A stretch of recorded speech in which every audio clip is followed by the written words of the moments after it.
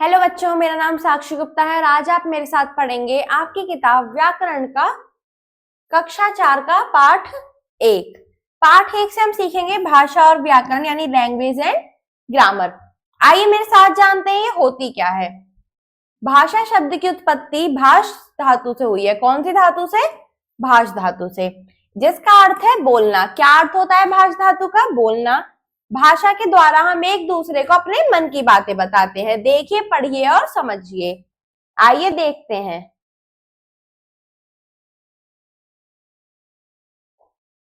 माँ मैं कक्षा में प्रथम आई हूं, ये इसने बोला। शाबाश बेटी, मैं बहुत प्रसन्न हुई। इस लड़की की माँ ने इसको जवाब दिया कि शाबाश बेटी, मैं बहुत प्रसन्न हुई। मैं रुपए मांगने के लिए पत्र लिखता हूँ। इसने लिखा क्या? एक पत्र। किस लिए? रुपए मांगने के लिए। मैं अंकुर को तुरंत पैसे भेज देता हूँ। ये अंकुर के पिता हैं और अंकुर के पिता ने अंकुर का पत्र पढ़ते ही अंकुर को पैसे भेज दिए। अब देखिए, पहले चित्र में बेटी ने अपनी बात बोलकर अपनी माताजी को बताई और माताजी ने उसकी बात सुनकर समझी। दूसरे चित्र में पुत्र ने अपनी बात लिखकर अपने पिताजी को बताई और पिताजी ने उसकी बात पढ़कर समझी। तो जिस साधन के द्वारा अपने विचार दूसरों तक पहुंचाते हैं और दूसरों के विचार समझते हैं, उस साधन को भाषा कहते हैं। भाषा के रूप: 1, मौखिक भाषा। मौखिक अर्थात मुख से बोलकर। इस रूप में बोलकर अपनी भाषा कही जाती है और दूसरा उसे सुनकर समझता है, जैसे समाचार सुनना, वार्तालाप, सूचना देना। आपने देखा इन सब में बोलने की आवाज आ रही है और हम उसे सुनकर समझते हैं। आइए देखते हैं आगे। यह आकाशवाणी है बेटा। मजदूर दिवस 1 मई को होता है और एक जरूरी सूचना, बिजली का बिल, दिनांक।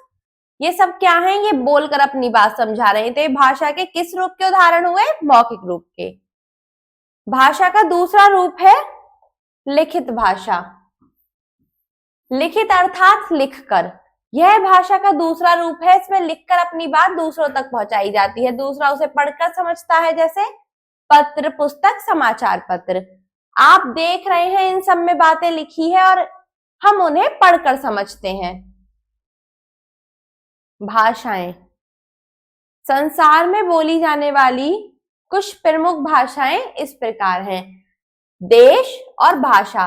आइए जानते हैं किस देश में किस भाषा को बोला जाता है। Germany, German. जापान, जापानी। चीन, चीनी, जिसको हम मंदारिन भी कहते हैं। इंग्लैंड, अंग्रेजी। रूस, रूसी। फ्रांस, फ्रांसीसी। ये अन्य देश हैं और इनमें बोली जाने वाली भाषाएं हैं। इसी प्रकार भारत में भी हिंदी, संस्कृत, उर्दू, पंजाबी, बांग्ला, मलयालम, तेलुगु आदि अनेक भाषाएं बोली जाती है और संस्कृत संसार की सबसे पुरानी भाषा है। भारत की अनेक भाषाओं का मूल भी संस्कृत है। हिंदी हमारी राजभाषा है क्योंकि भारत में अधिकतर लोग हिंदी बोलते और समझते हैं।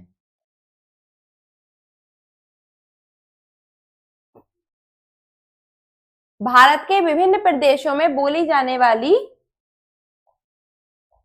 कुछ प्रमुख भाषाएं इस प्रकार हैं। जैसे भारत में उत्तर प्रदेश में हिंदी बोली जाती है, उत्तराखंड में भी हिंदी बोली जाती है, मध्य प्रदेश में भी हिंदी बोली जाती है, राजस्थान में भी हिंदी बोली जाती है और बिहार में भी हिंदी बोली जाती है। लेकिन केरल के लोग मलयालम भाषा को बोलते हैं। बंगाल बांग्ला, गुजरात गुजराती, महाराष्ट्र मराठी, ओडिशा ओडिया, तमिलनाडु तमिल, कर्नाटक कन्नड़। लिपि आइए जानते हैं लिपि क्या होती है। किसी भाषा को लिखने का ढंग लिपि कहलाता है। संसार में अनेक भाषाएं, लगभग सभी भाषाओं की लिपियां अलग अलग होती है। हम जिस भी तरह से भाषा को लिखते हैं तो हम किसके प्रकार से लिखते हैं? उस भाषा को किसकी मदद से लिखते हैं? लिपि की मदद से। भाषा हिंदी, इसकी लिपि क्या है? देवनागरी। संस्कृत लिपि है देवनागरी। अंग्रेजी लिपि रोमन। मराठी लिपि देवनागरी।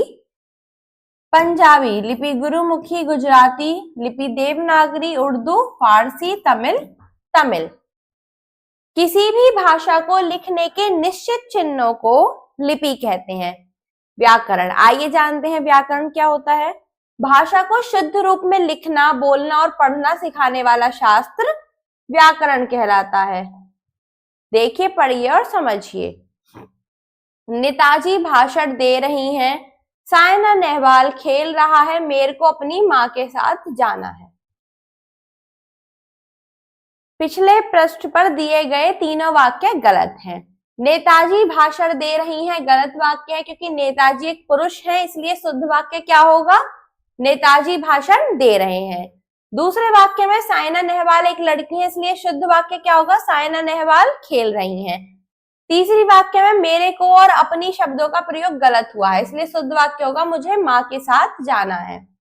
वाक्यों के शुद्ध अथवा अशुद्ध होने का पता कैसे चलता है, इसका पता हमें व्याकरण से चलता है, और हर भाषा को सही ढंग से बोलने तथा लिखने के कुछ नियम होते हैं। इन नियमों से हम भाषा को शुद्ध रूप में पढ़ना, लिखना तथा बोलना सीखते हैं। यह नियम एक क्रम में होते हैं और नियम का यही क्रम व्याकरण कहलाता है। भाषा के शुद्ध रूप का ज्ञान कराने वाला शास्त्र व्याकरण कहलाता है। हमने सीखा, हमने क्या सीखा कि जिस साधन के द्वारा हम अपने विचार दूसरों तक पहुंचाते हैं और दूसरों के विचार समझते हैं, उस साधन को भाषा कहते हैं। भाषा के दो रूप होते हैं, मौखिक और लिखित। भारत की राजभाषा तथा राष्ट्रभाषा हिंदी है। अंग्रेजी को अंतर्राष्ट्रीय भाषा का दर्जा मिला है। अगला है, किसी भाषा को लिखने के लिए निर्धारित किए गए नियम व संकेत उसकी लिपि कहलाते हैं। हिंदी भाषा की लिपि देवनागरी है। आओ अभ्यास करें। निम्नलिखित प्रश्नों के उत्तर दीजिए। क, भाषा किसे कहते हैं, जिस साधन के द्वारा हम अपने विचार दूसरों तक पहुंचाते हैं और दूसरों के विचार समझते हैं, उस साधन को भाषा कहते हैं। ग, लिपि किसे कहते हैं, किसी भाषा को लिखने के लिए निर्धारित किए गए नियम व संकेत उसकी लिपि कहलाते हैं। व्याकरण से आप क्या समझते हैं, भाषा को सही प्रकार से लिखने वाला शास्त्र व्याकरण कहलाता है। ख, भाषा के कितने रूप होते हैं, भाषा के दो रूप होते हैं, लिखित और मौखिक। कुछ भाषाओं की लिपियों के नाम लिखिए, जैसे पंजाबी गुरुमुखी, अंग्रेजी रोमन, हिंदी देवनागरी, मराठी देवनागरी और संस्कृत भी देवनागरी। आइए चलते हैं लिखित प्रश्न पर। सही उत्तर के आगे सही का चिन्ह लगाइए। क, अपने मन की बात दूसरों तक पहुंचाने तथा दूसरों के मन की बात को समझने का साधन क्या कहलाता है, भाषा। हम किस पर निशान लगा देंगे, भाषा। चीन देश में कौन सी भाषा बोली जाती है, चीनी, जिसको हम मंदारिन भी कहते हैं। अंग्रेजी भाषा को कौन सी लिपि में लिखते हैं, रोमन। अभी अभी मैंने आपको बताया अंग्रेजी भाषा को रोमन लिपि में लिखते हैं। आइए चलते हैं आगे।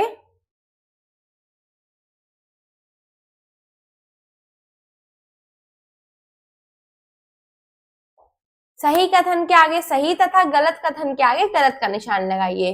हिंदी भाषा की लिपि ब्राह्मी है, नहीं, हिंदी भाषा की लिपि देवनागरी है। अंग्रेजी अंतरराष्ट्रीय भाषा है, सही। भाषा के तीन रूप होते हैं, नहीं, भाषा के दो रूप होते हैं, लिखित और मौखिक। पत्र भाषा का मौखिक रूप होता है, नहीं, पत्र भाषा का लिखित रूप है, क्योंकि हम पत्र के माध्यम से लिखकर अपनी बात समझाते हैं। प्रभा पाठशाला जा रही है, वाक्य शुद्ध है, हाँ। निम्नलिखित वाक्यों में उचित शब्द भरिए। भाषा के दो रूप, मौखिक और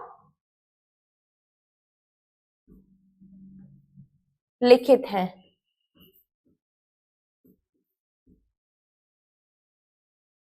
रेडियो भाषा का मौखिक रूप है, क्योंकि रेडियो में हम दूसरों की बात सुनते हैं। लिखने के लिए निर्धारित किए गए चिन्ह क्या कहलाते हैं, लिखने के लिए निर्धारित किए गए चिन्ह लिपि कहलाते हैं। जापान में जापानी भाषा तथा कश्मीर में कश्मीरी भाषा बोली जाती है। व्याकरण से भाषा के सही रूप का ज्ञान होता है या शुद्ध रूप का ज्ञान होता है।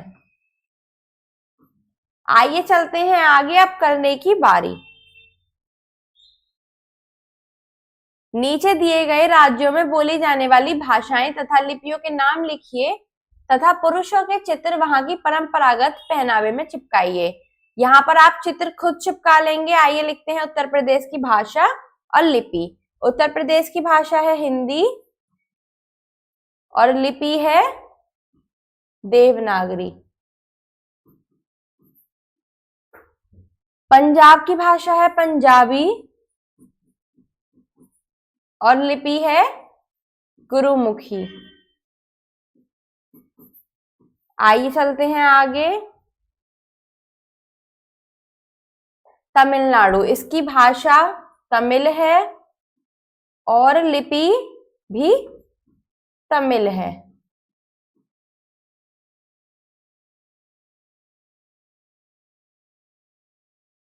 केरल की भाषा मलयालम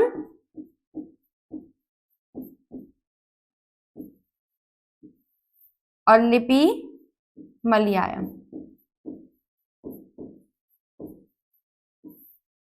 यहाँ आप चित्र खुद चिपका लेंगे। आप किसी भी समाचार पत्र या पत्रिका की मदद ले सकते हैं। धन्यवाद।